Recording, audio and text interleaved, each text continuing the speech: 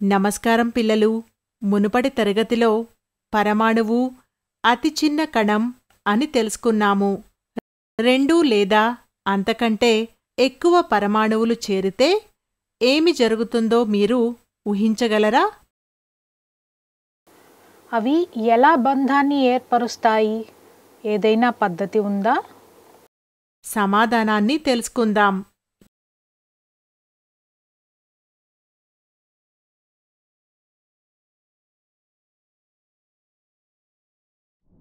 Recall. పరమాణువు అనేది రసాయన చర్యలో పాల్గొని దాని అన్ని లక్షణాలను నిలుపుకునే మూలకం యొక్క అతి చిన్న కణం. పరమాణువులు చిన్నవి మరియు గోళాకారంగా ఉంటాయి మరియు వాటి వ్యాసం నానోమీటర్ ద్వారా కొలవబడుతుంది. పరమాణువు అనేది ఒక మూలకం లేదా సమ్మేళనం యొక్క అతి చిన్న కణం. ఇది స్వతంత్ర ఉనికిని కలిగి ఉంటుంది మరియు ఆ పదార్థం యొక్క అన్ని లక్షణాలను కలిగి ఉంటుంది. చిహ్నాలు అణువులను సూచిస్తాయి. అభ్యాస ఫలితాలు. ఈ సెషన్ ముగింపులో మీరు దీని గురించి అర్థం చేసుకోగలరు. పరమాణు ద్రవ్యరాశి,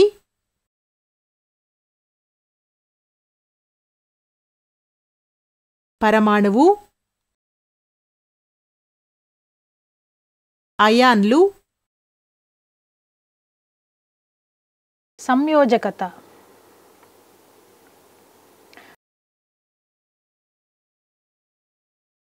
సమ్మేళనం. కీలక పదాలు: పరమాణువు, పరమాణు ద్రవ్యరాశి,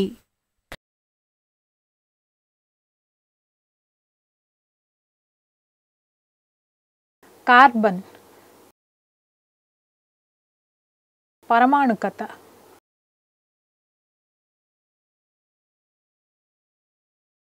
అణువు,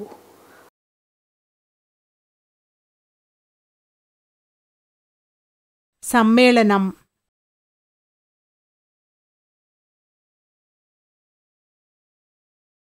క్యాటయాన్,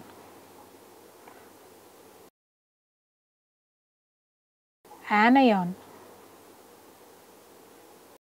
సంయోజకత.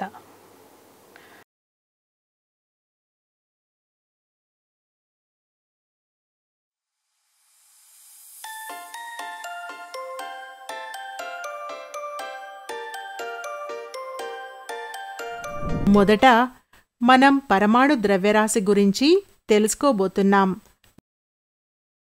డాల్టన్ యొక్క పరమాణు సిద్ధాంతం ప్రతిపాదించిన అత్యంత విశేషమైన భావన పరమాణు ద్రవ్యరాశి.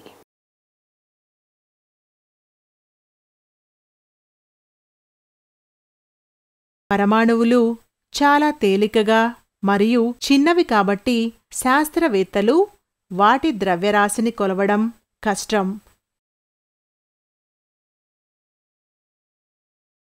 అందువల్ల అణువు యొక్క ద్రవ్యరాశిని కొన్ని ఇతర మూలకాల యొక్క ప్రామాణిక పరమాణు ద్రవ్యరాశితో పోల్చారు. 1961లో కార్బన్ 12 పరమాణువు యొక్క ద్రవ్యరాశి ఇతర మూలకాల పరమాణు ద్రవ్యరాశిని కొలవడానికి ప్రామాణిక సూచనగా అంగీకరించబడింది. ఒక మూలకం యొక్క పరమాణు ద్రవ్యరాశి ఒక కార్బన్ 12 పరమాణు ద్రవ్యరాశిలో 1/12వ వంతుతో పోలిస్తే మూలకం యొక్క అన్ని ఐసోటోపుల సగటు ద్రవ్యరాశిగా నిర్వచించబడింది. ఒకే మూలకాలు లేదా విభిన్న మూలకాల పరమాణువులు కలిసి అణువులను ఏర్పరుస్తాయి.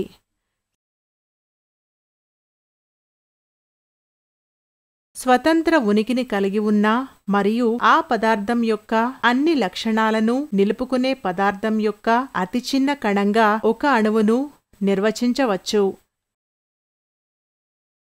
ఒక మూలకం యొక్క అణువులు ఒకే రకమైన పరమాణువుల ద్వారా ఏర్పడతాయి.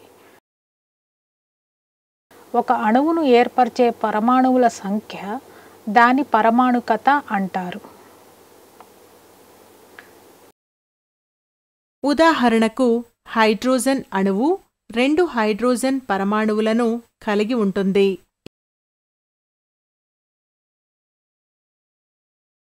ఇక్కడ పరమాణువు 2, అందువల్ల ఇది డయాటోమిక్. హీలియం He మరియు ఆర్గాన్ Ar ఒకే అణువుగా ఉన్నాయి. అందుకే వాటిని మోనో అటామిక్ అంటారు. వివిధ మూలకాల పరమాణువులు ఒకదానితో ఒకటి చేరినట్లయితే అవి సమ్మేళనం అని పిలువబడే కొత్త పదార్థాన్ని ఏర్పరుస్తాయి. లోహాలు మరియు అలోహాలచే ఏర్పడిన సమ్మేళనాలు చార్జ్డ్ కణాలను కలిగి ఉంటాయి. చార్జ్ చేయబడిన కణాలను అయాన్లు అంటారు. రుణాత్మకంగా ఛార్జ్ చేయబడిన అయాన్ను యానయాన్ అంటారు మరియు ధనాత్మకంగా ఛార్జ్ కలిగిన అయాన్ను కేటయాన్ అంటారు. ఉదాహరణకు సోడియం క్లోరైడ్ ఒక వివిక్త అణువులో ధనాత్మకంగా ఛార్జ్ చేయబడిన సోడియం అయాన్లు Na మరియు ప్రతికూలంగా ఛార్జ్ చేయబడిన క్లోరైడ్ అయాన్లు Cl ఉంటాయి. ఒక మూలకం కలిపే సామర్థ్యాన్ని దాని సంయోజకత అంటారు. మూలకం యొక్క సంయోజకత నిర్దిష్ట సంఖ్య ద్వారా సూచించబడుతుంది. ఇది ఆ మూలకంలోని ఒక పరమాణువు ఇతర పరమాణువులతో ఏర్పడిన రసాయన బంధాల సంఖ్య. ప్రతి పరమాణువు లేదా పరమాణువుల సమూహం యొక్క చిహ్నాలను పక్కపక్కనే వ్రాయండి. సాధారణంగా కేటయాన్ మొదటిది మరియు తదుపరి యానయాన్ స్క్రీన్పై చూడండి. అది Na మరియు SO4. ప్రతి పరమాణువు లేదా పరమాణువుల సమూహం యొక్క సంయోజకతని దాని చిహ్నం దిగువన రాయండి. తద్వారా Na కోసం అది 1 మరియు SO4కి ఇది 2. సాధారణ నిష్పత్తిని పొందడానికి వేలెన్సీ సంఖ్యలను వాటి అత్యధిక సాధారణ కారకంతో భాగించండి. సంయోజకతను పరస్పరం మార్చుకోండి మరియు సంఖ్యలను సబ్స్క్రిప్ట్గా వాటి సబ్స్క్రిప్ట్ల వలె వాటి కుడివైపున వ్రాయండి. ఏదైనా భాగం సంఖ్య 1ని అందుకుంటే సూత్రాన్ని వ్రాసేటప్పుడు దానిని విస్మరించండి. ఒక భాగం 1 కంటే ఎక్కువ పరమాణువులను కలిగి ఉంటే అది 2 లేదా అంతకంటే ఎక్కువ ప్రస్తావనలను సబ్స్క్రిప్టులుగా కలిగి ఉన్నట్లయితే దానిని బ్రాకెట్లలోకి చేర్చండి. మరొక ఉదాహరణ మెగ్నీషియం క్లోరైడ్ తీసుకుందాం.